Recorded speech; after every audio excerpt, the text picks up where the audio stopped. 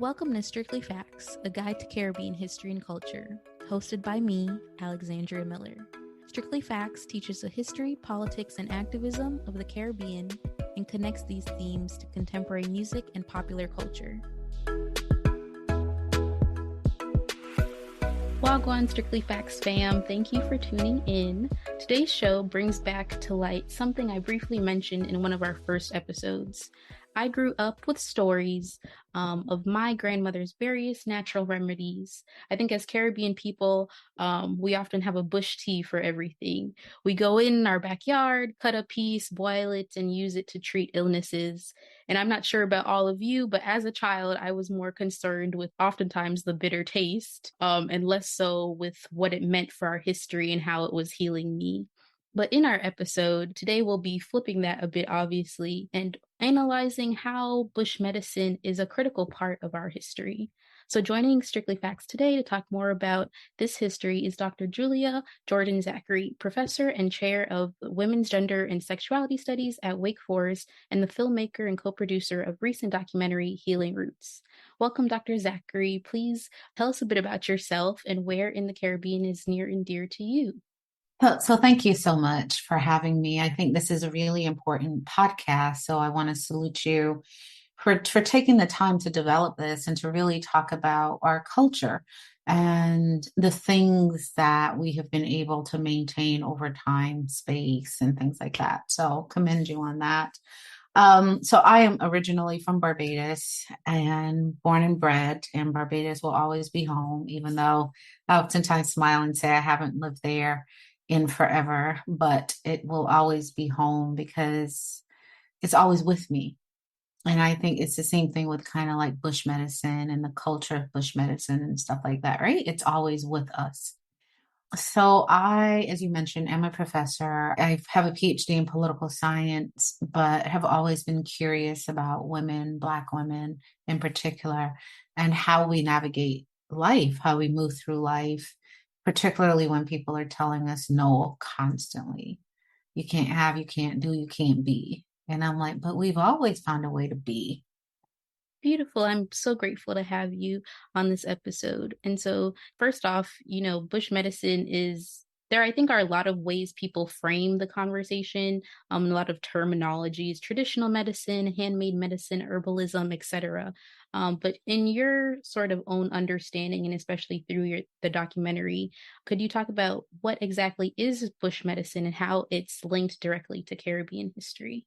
So in the documentary Healing Roots, right, I take up this question of how women, Black Barbadian women in particular, use the earth, use the things of the earth to heal, and not just heal physically the human body, but also heal cultures, right? Because as I try to portray in the documentary, in Barbados, these bush women, these individuals that use bush medicine, and it's interesting that it's typically tied to women, right? And maybe it's the oral component of it, etc. These women have a lot of knowledge and knowledge that kind of, I oftentimes say Black women have this beautiful way of bending time. So this knowledge allows us to bend time going back centuries and centuries, right? So I try a little bit to explore that in the documentary, and there's still so much more to explore and to do. In Barbados, we've historically called it bush medicine, and it makes sense why you would call it bush medicine because you're using bush, leaves, whether it's a soursop tree leaf, searchy bush, those types of things. But you asked me this question about how it speaks to Caribbean culture, which is something that I'm hoping to explore in the near future. I came to this project because as a young girl in school in Barbados, I remember just reading how enslaved individuals didn't reproduce, right? And so the colonizers had to bring in individuals to help maintain the institution of slavery. And I always had that question, like, what were these women doing that they did not reproduce? Right? I'm still fascinated by that. And of course, we don't have the stories of these women because they're not written down in books and things. And there's a law, and I can't remember the timing of the law. It really started in Jamaica, where they outlawed the use of bush medicine and obey, right? And made it this law that if you practice this, that you would be penalized and punished. And eventually, that made its way to Barbados and things and I'm assuming all over the Caribbean. But these women still found a way to circumvent that law and not reproduce. How did they do this? They had to be using some type of herb, some type of bush, as we call it in Barbados, right?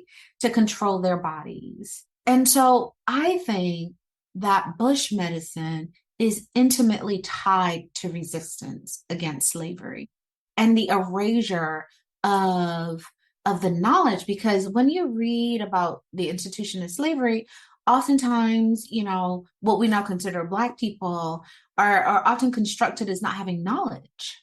But yet in the Caribbean, being stolen from the continent of Africa, coming to the Caribbean, using bush medicine to resist slavery tells us a different story, right? And I think that's ultimately why I am so fascinated by our use of bush medicine.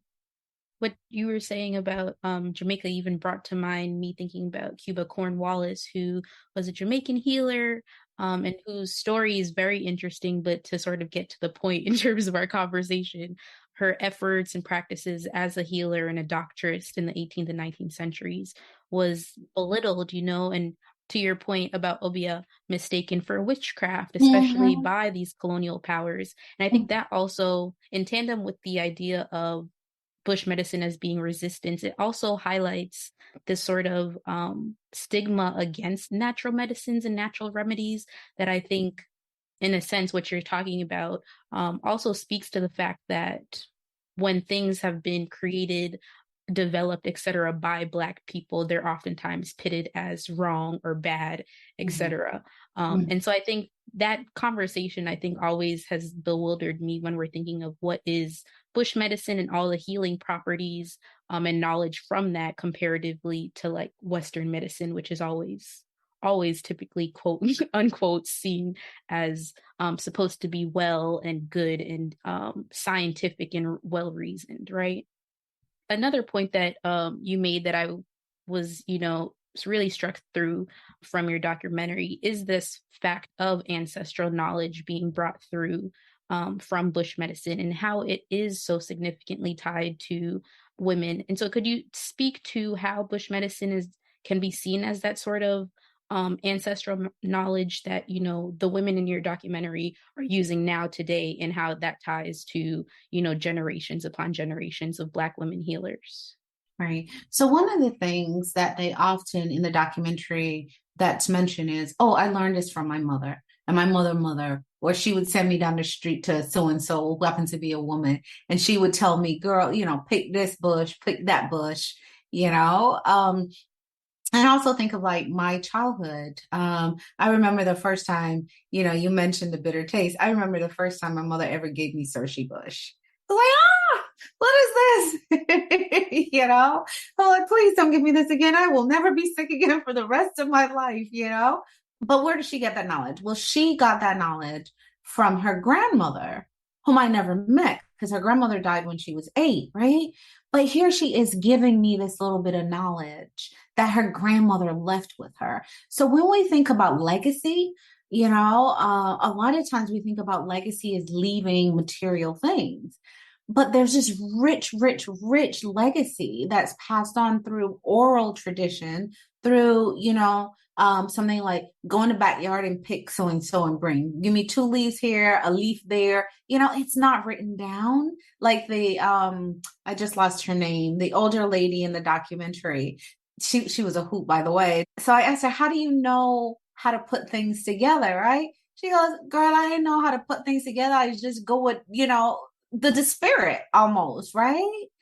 And so, but that spirit that she's kind of referencing is actually this kind of ancestral knowledge that exists in a tangible way, and sometimes in a way that Western philosophic thought doesn't allow us to think about the transmission of knowledge, right? That sometimes it's just there. So I get laughed at a lot in my family because they always say, she old as ever. I don't know where the knowledge came from. You know what I mean?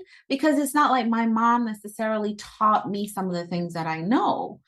But somewhere along the line through the generations, there's something that exists. So, my family will call me, oh, so and so don't feel good, blah, blah, blah. What should they do? I'm like, girl, give her this, blah, blah, blah. And they're like, okay. I don't know how I know it, right? It's not like I started studying, but when I look back, I've always been this way my entire life, right? So I think, to kind of just give this a little framing, I think part of it is the oral tradition that allows, and women tend to be caregivers, whether it's our nature or simply society forcing us to be caregivers. And so because we're caregivers, that kind of knowledge gets passed down on how to care for people, especially when certain resources aren't available. Right? And you got to care for your child. You got to care for your family. The other day I stepped on a nail. So everybody's like, you got to tetanus shot. I was like, well, I use some candle grease and I use, right. I'll eventually get to Western medicine. But what did I do? Immediately, without thinking about it, I went right to the stuff that's in my cabinet, right? And so I think that there's that oral tradition, but I think there's something else that Western thought simply does not give us the language to articulate about how Black women know things, if that makes sense. No, I agree. I think that was beautifully said. I think, especially in my own sort of studies and looking at the wide definition of what is resistance, right? I had an episode many, many moons ago about dress, right, and fashion, and how even in looking at some of the laws during enslavement in the Code Noir, the way that head wraps and different fashions become a sense of Black women's resistance, right? Resistance and knowledge isn't just these big markers that they've been made to be, but there are other spiritual ways, ancestral ways that we can't necessarily describe in the most tangible sense, or they don't have this quote unquote lofty presentation, but they mean so much to us in the way that our people have been able to exist, thrive, and survive over the Exactly. centuries. I was going to wait till later, but I was going to eventually ask, what are some of your favorite healing roots and properties? So, it varies. It varies on where I am in life and what I need. So I'm a huge fan of lemongrass. In Jamaica, y'all call it fever grass. So I grow it in my backyard and, dry it and I'll be giving it away to people. Here, keep this for the winter. you know. Um, I told y'all I'm that old person. But lemongrass is something that I keep. And I also keep rosemary. I use a lot of rosemary and ginger recently. I don't know if it's related to COVID, but I love to add those to your bath, right? And we touch a little bit about on this in the documentary that, baths were important. And you're talking about people that didn't have the luxury of having bathtubs and all this stuff, right? But they found ways to use baths as a way of getting rid of stuff. And so, and I get this from my grandmother because I remember her ritual was every Sunday before she left for church, she would fill the tub and fill it with Epsom salts and stuff like that. And that's also a staple in my house, right? Epsom salt. And everybody knew not to bother my gran when Sunday morning when she's in the bath. I don't know what that woman did, but you would hear her humming in the water. And it was to me one of the most gentle kind of moments that I got to witness, not witness in the sense of being there in the bathroom, but witness my gran engage in. But that's been part of the tradition, I think, of African descended women, right? Is to use these ritual baths. And they can be simple. I think, sometimes capitalism takes us away from the simplicity and the value of the ritual and makes it into something else, right? But my grandmother always kept these baths really simple. And so to me, they became something very sacred. And so I have different herbs and stuff like that, depending on the season of the year, depending on the season of my life that I would use. So rosemary, like I said, has become really kind of important for me. Again, I don't know why. I really have come to the point of trusting my body and my spirit enough to know what it needs. Right. I also use nettle a lot too. And I've stopped asking why. For me, why is oftentimes not a valid question, but more how. How do I meet myself where I am in this moment? And that's the thing about bush medicine, right? They had a knowledge to know how to meet the individual where they were, and everybody didn't need everything. Your point on capitalism really brought me to my next question, especially because I think in this sort of new age of like self-care and all of these things, there are ways that, at least what I've seen as our traditional ways of healing, are being like commodified, Mhm. um and oftentimes not with us as the face, as like the creators, or people who have espoused this knowledge.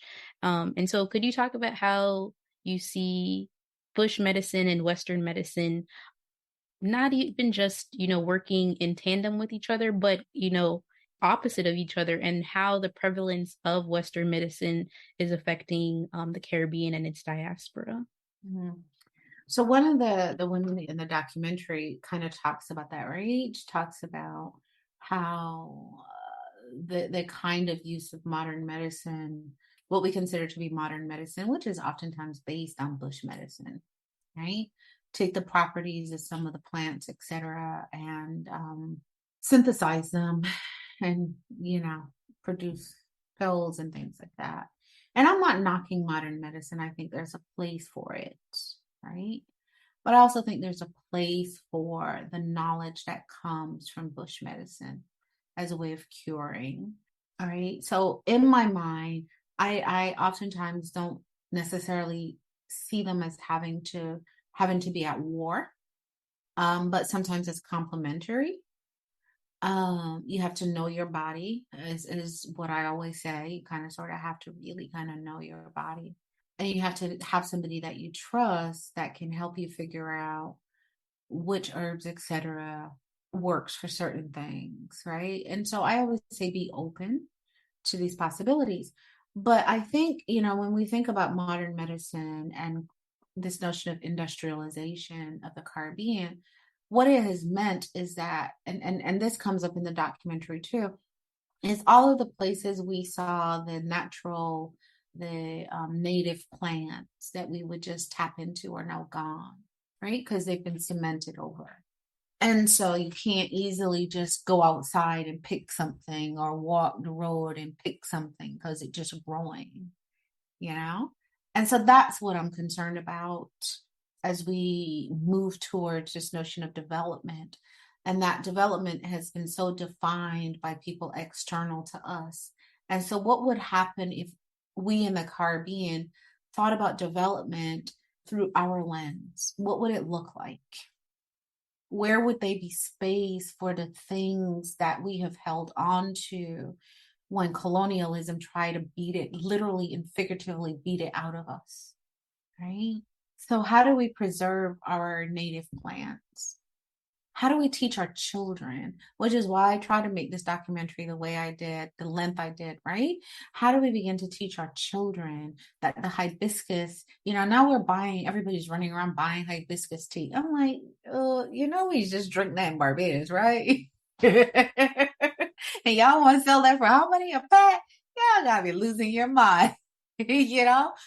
Um, but how do we begin to ensure that future generations have this knowledge, and not only have the knowledge, but take pride in it, and not thinking that it's lesser than, but equal to?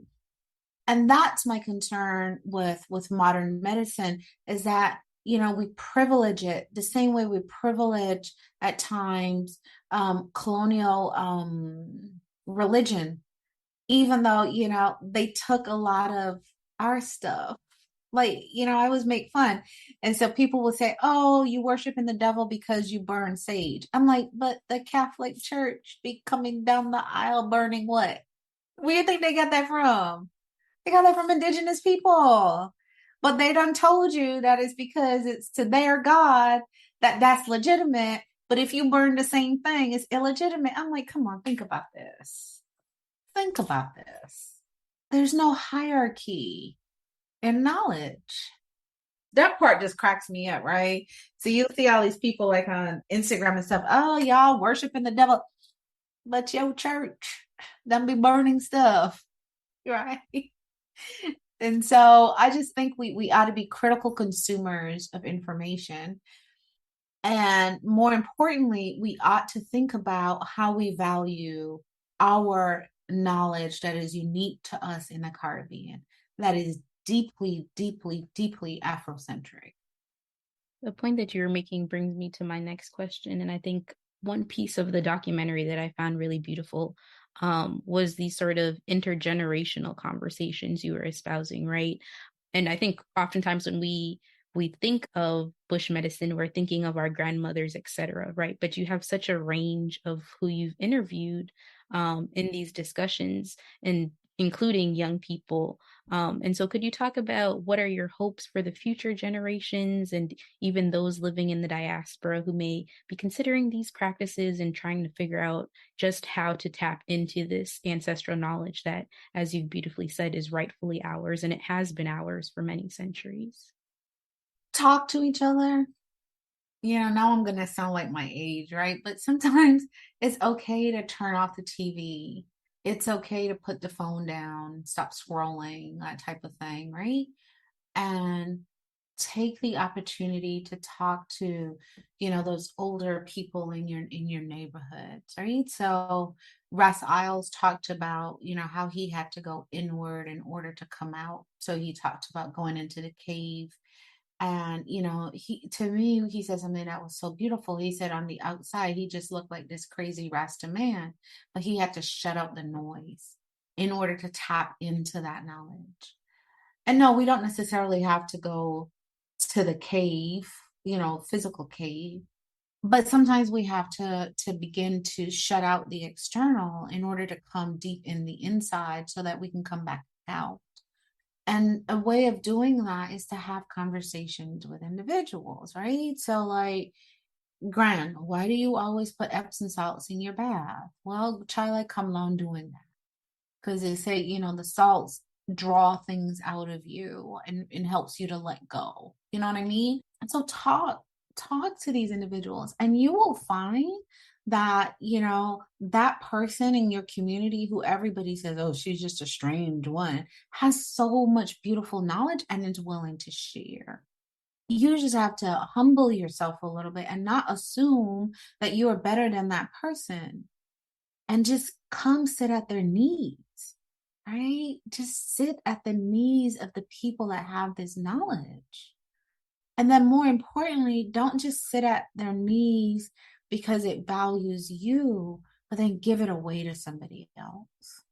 And I think that's my hope. That's my dream, is that when people see this documentary, they're going to become intrigued by, oh yeah, I remember so-and-so used to do A, or my grandmother used to give me this. And spend a little time thinking, looking, don't just use the internet to look up certain things, but maybe start using it to say, okay, what is this herb good for? What is this bush good for? Beautifully said. Thank you so much for that. I agree. I'm thinking of the ways that, you know, even in my own family, how I think I've been doing that, sitting by the knee and learning. But I think there's that step forward that you mentioned, which is, and then share it with others, right? And so thank you so much for that. So my last question, my favorite question of all, what are some of the ways you see bush medicine and in pop culture, whether that's been through music, through dance, through performance, through novels, etc.? Right, right.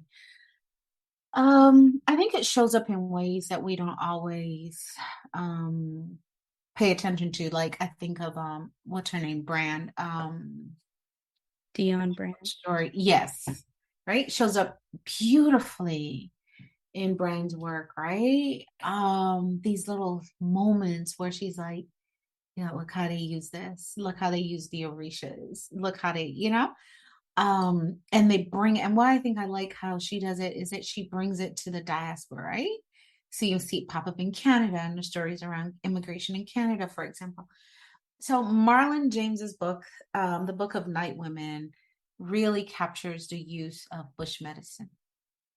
I think is also holds so much, and I've seen so many people analyze Book of Night Women, and they don't really talk about the use of bush medicine in Book of Night Women, right? So like using the green, as we were saying, Barbados, papaya, all right? I have to convert it to US, but how they use like the green papaya to kind of, and I don't know if this works. So folk out there listening, do not not know if this works, to make sure that she never becomes impregnated, and the way that they use the bush when, and we see it in Alice Walker's work, right? When she talks about how the women bathe between her thighs with bush medicine to restore her after being brutally raped by white men, right? And you see this across the African diaspora, how they just tap into the use of bush medicine, the use of the earth, right? To kind of come back to self. And I think that's why I'm so drawn to it, is that not only does it necessarily heal, but it also gives the individual an opportunity to kind of come back to who they are. So it's restorative in that way, right? And to me, that's the beauty of it. And it's kind of a masculinist text, which makes me smile about actually liking it. But the Book of Night Women, I think, is is up there in terms of how he deploys bush medicine throughout the book. Right? I'm like, what's keeping Nanny alive? She done been shot. She went through a fire. But where does she go? To the bush. Right? Where do you find her? In the bush. Right? So that's probably, in terms of cultural representations, for me, it's just beautiful. I could think of others, but for me, that one stands out the most. Beautiful. Thank you. And I love that book as well. Oyago. Stay tuned for Strictly Facts Sounds, where we connect our history to pop culture.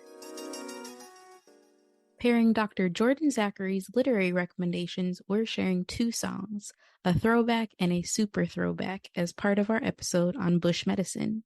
Chronix's 2014 song Spirulina talks about all the roots he's blending up because your medicine is your food. Check that out, but also check out our super throwback.